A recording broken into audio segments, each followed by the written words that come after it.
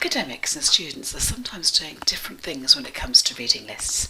We really want to help you so we can produce huge reading lists with lots and lots of resources in there, which we think is useful, but of course when you come to look at your huge reading list, you could sometimes feel overwhelmed by it, even though we may have tried to divide it up and give you some notes in there to guide you. It can still feel a bit much. So what I want to do in this screencast is to go through with you a way you can categorise your resources into 5 different sections, and that way you can conquer your reading lists.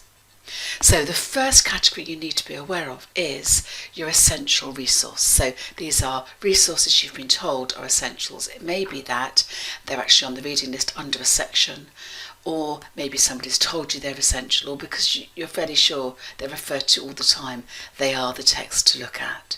So first of all, if you see on the essential resources on your reading lists, there are 6 or 8 essential resources, just check that all of those are essential, and then check how essential is essential.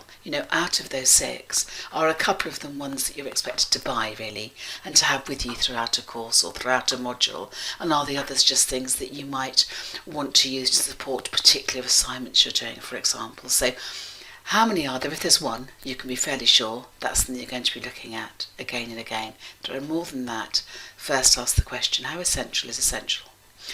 Also, when will it be essential?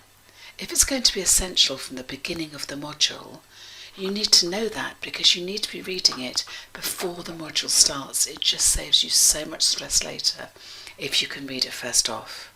Whereas if it's something that's going to become essential, it may be a shorter resource, maybe something you just might have to look at if you're choosing one particular assignment. That gives you an idea of when you're going to come to that essential resource. Also, don't overlook that it might not all be essential. So it could be quite a large resource, but actually only the introduction section of a journal or a book or a website is the important bit, or maybe it links you out to something that's essential. So when you see essential resources on your reading list, you need to ask those 4 questions before you start to read anything. That way you feel confident as you move forward. Rip-apart resources are the absolute opposite of essential. They're resources that you have on your reading list or you're told about. There are going to be loads of them, and you need to be thinking all the time, what am I supposed to be doing with this resource? So they could be, for example, a collection of essays in a book and you just want to read 1 essay.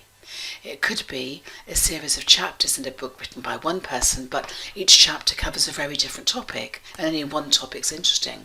You'd be confident, I just need to read this bit of this resource.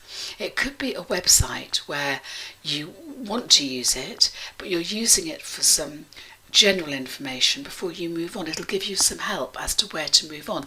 I would include Wikipedia in this.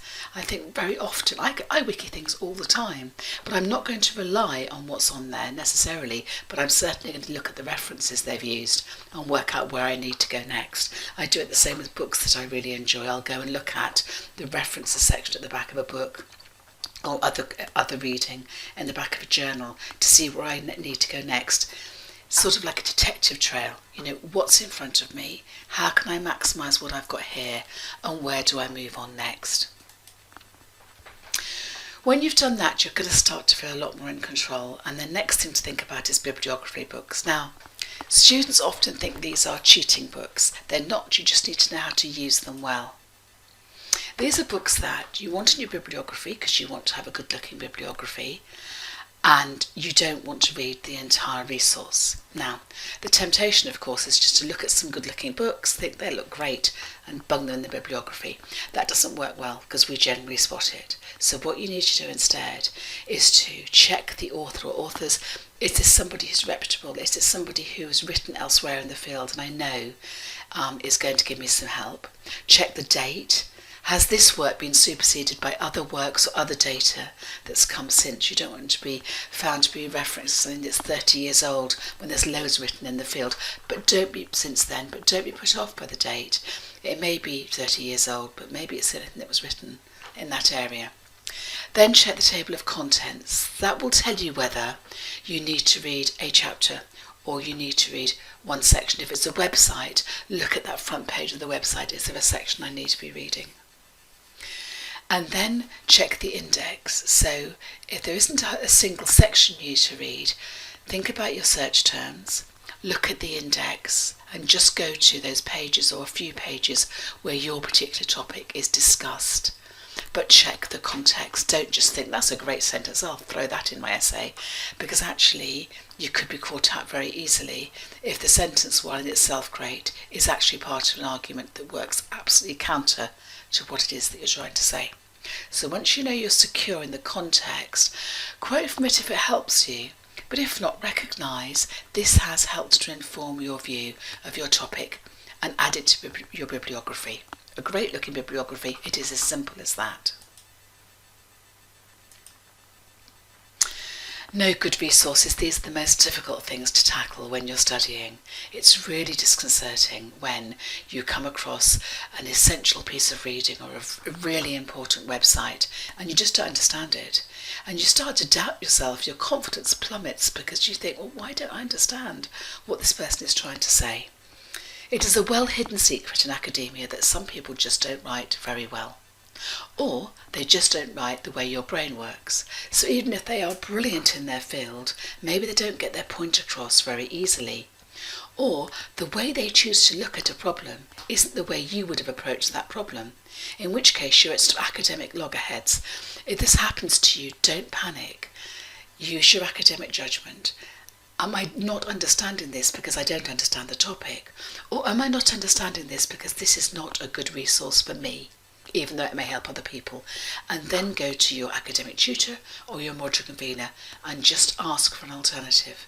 And then the most difficult thing, don't feel guilty and don't feel awkward. I have a book on Foucault I still have on my bookshelf because I was told to read it as part of my PhD. I have no idea what that man was trying to say to me. I don't worry about it now, but I certainly worried about it for the whole 3 years of my PhD. And then I just put it away. So if I can do it, you can do it. And having done all that sorting and all that reading and all that organising, you do need to still remember that you used to read for relaxation. Whatever it is that you used to read, whether it's online or whether it's a book or magazines, whatever it is, you still need to do some reading, because whilst you're reading for leisure just because you enjoy it, your brain is still churning away behind the scenes, letting things slide into place, putting together connections that you need academically.